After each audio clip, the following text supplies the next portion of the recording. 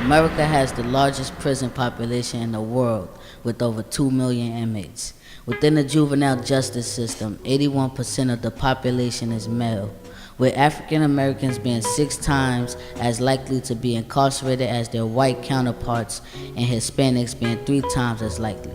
Recent reports indicate within the next 5 years that this population will increase by over 20%, and that 50% of all male adolescents ages 10 to 17 will be at risk to be incarcerated at least once. Within these dark statistics, there are also strong trends that highlight the complexity of factors that put a student at risk, including the role education has and can play. It has long been known that a student's ability to develop and maintain a strong positive role within school is an important factor in predicting their success in life.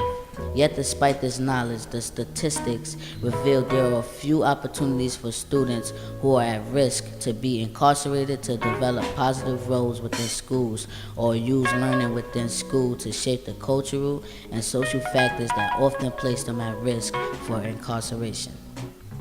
Within New York City, there are a large number of students who have been identified as lacking the academic and social skills necessary to graduate, including being antisocial, illiterate, and unmotivated.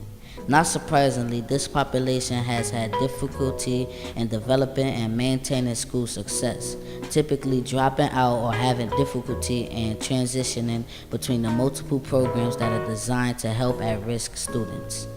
Consider approximately 10,000 adolescents under 18 will spend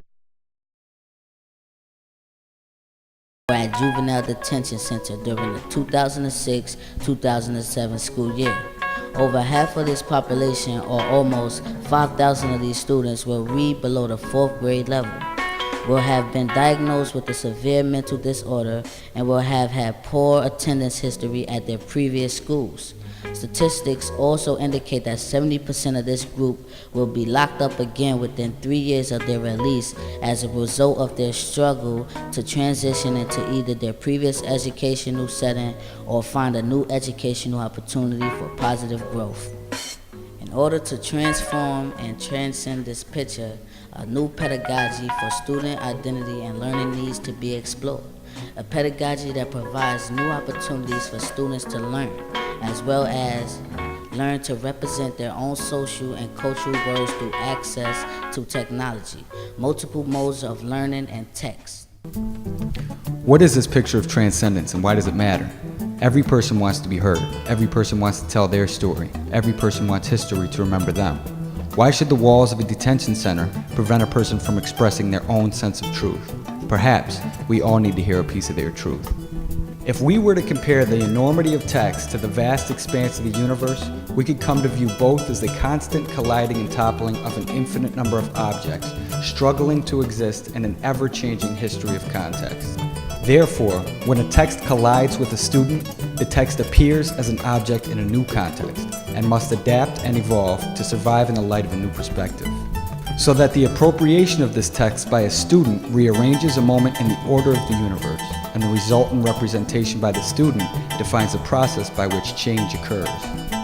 History of the G Productions has attempted to redefine the process by which a student collides with text in the classroom by simply re-establishing the student's own sense of inertia and allowing their own story to write a new history.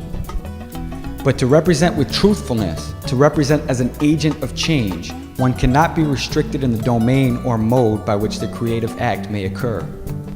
No matter what academic skills a student brings to this confrontation with the text, every student maintains the capacity to investigate text through the transformation of symbolic content, and holds the power to create meaning in many different dimensions of human expression. Provide every student with the opportunity to investigate Shakespeare's great tragedy. Give them access to its contents with the company of their own experience. Give them the tools to transform a tale of betrayal and create a multimodal text which is a collective expression that is one more than the sum of their individual imaginations.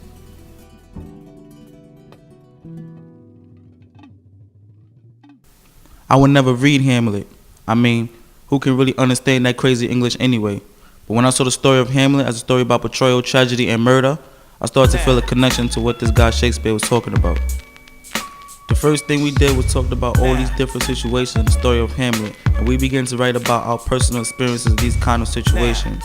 Then, we took every character and gave them a symbol and color that represented them in the play. And when we began painting the story of Hamlet on this really big canvas, we used these symbols and colors for the characters. Once we had done some writing, we took our words and compared them to some of Shakespeare's words. I remember this one kid, he was about to get 15 years for a body.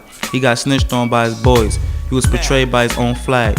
He wrote about his situation, and we all realized that his situation was not that different from Hamlet. We all saw it in their own words. Some people recorded their writing, but me, I'm a rapper, and my writing needed a beat. We worked together to make a beat that fit my theme from Hamlet.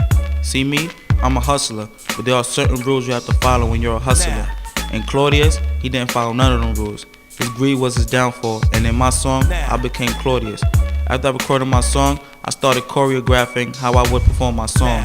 Then I got my costume. Another kid designed my mask, which had the same symbols as Claudius in the paintings. I could see myself in the paintings, in the set behind me. The movie playing on the screen in the middle of the set while I performed my song had images of the mask I was wearing and pictures from the paintings of Claudius. When I wore the crown as King of Denmark, I realized I didn't deserve it. And I realized a lot of people wear crowns they don't deserve. When Claudius died in the performance, I really died for a second.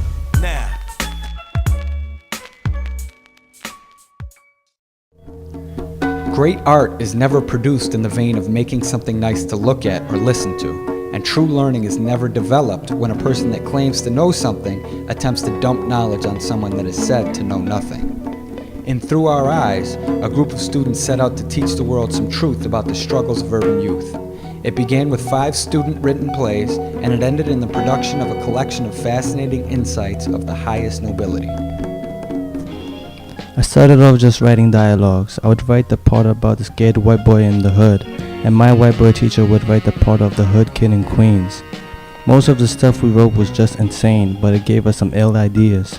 We ended up working together to write some dialogues about things that have gone on in my life, the things that went down before I was incarcerated. After we typed it up, me and this other kid started drawing stick figures to represent every line of my play. I used these drawings to paint a door that had a symbolic image from my painting on both sides. This door would be used as a moving prop during the performance of my writing. I'm a writer, not an actor, so I got these 3 guys to perform my piece. I don't want them changing too many of my words, but they say they have to change some of it to memorize it. I guess that's alright, but the last scene is the heaviest. You see, in the last scene I confront my father. He's an alcoholic. He used to beat me and my mom. In the last scene, this is where it needs to get really crazy, so I decided to use video and animation instead of live acting. We filmed one short piece of dialogue with a kid that was playing me and a counselor that was playing my dad. Then I worked on some drawings that were sent to another kid that was nice on the animation program. When my writing appears in the performance, it will go from live performance to video to animation and back to live performance. The girls are even gonna perform a dance to a remix of It's a Hard Knock Life, because in my play I talk about how life hasn't been easy for me, but now it's time to clean up my life.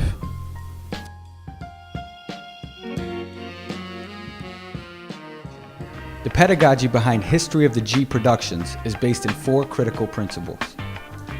First, the distinctions between teacher and student must be blurred, so that what exists in the classroom are individuals working collectively to manifest a piece of their truth.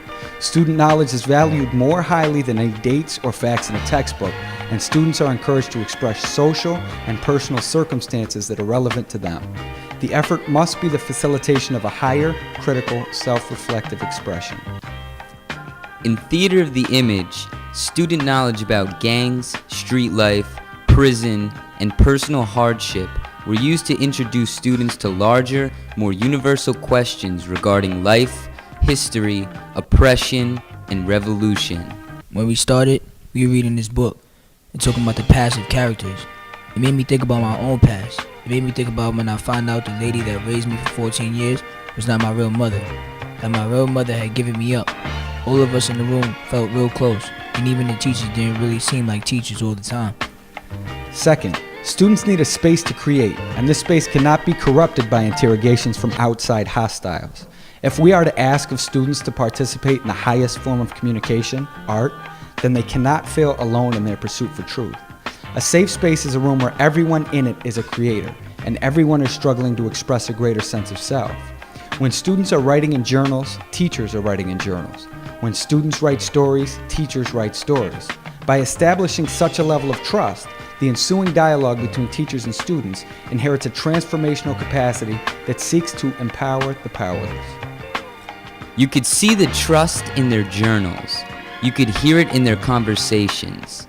Everyone in the room was trying to figure something out, something that was both very big and very small, something that was very personal to them and very universal in history. No one was afraid because no one was alone. No one was alone because everyone was free. Every day we would just read and write for hours. We would read, write, and talk. We started writing about utopias and oppressions and revolution. The teachers would write raps and poems and we would all spit them to each other. We did some weird acting stuff together and we started to learn how to turn writing into action. Third, students have to design the framework through which these revelations may be transmitted. They must re-examine the uses behind different communicatory devices and must be encouraged to explore every possible form of expression. Students cannot be told how to design their piece, nor should they be told what modes to use in expressing their piece. Only, students should be granted access to modes and should design according to what they have come to believe each mode to represent. Students sifted through the doodles, vignettes, scratches, random thoughts, questions, and poems of their journals and designed a page of writing. After designing this page, they began to perform their words with physical actions.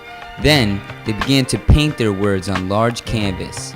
They began to develop images for their writing, and soon they had a collection of ideas from which to produce a short film. I took some of my best lines from my journal and typed up one page of my best stuff, but I organized them so that there was a kind of beginning and end. Then I started planning out how to make my film. So I worked on a storyboard that outlined what would it all look like. Fourth, the student must take ownership over the means of production. They must be given access to the tools necessary to enact in reality their artistic vision. They cannot be limited to merely pencil and paper renditions of the truth because this is no longer a paper and pencil world, and the threatening realities that confront urban youth daily requires color, sound, and effects to accurately express the depths of their solitude. Students recorded their writings and added a musical accompaniment. They searched the internet looking for just the right picture or image. They filmed one another acting out certain lines and making certain gestures to complement their writing. They completed their films, beginning with a two-dimensional text and transforming this text 7 times over, generating a new multimodal text of the greatest personal and social significance. The image I added to the painting is the silhouettes of 2 women, my biological mother and my real mother. They are attached to Pandora's box, and there is a baby inside the box. I recorded my page of writing and started collecting images from the internet. Then I had myself videotape acting out some lines from my piece. I chose what music I wanted, and I started lining up pictures from my recorded voice. When my movie was finished, it was presented at a private viewing for the whole building. I answered people's questions about my piece. I know my mother would be proud of me. Let them see beyond the shadows.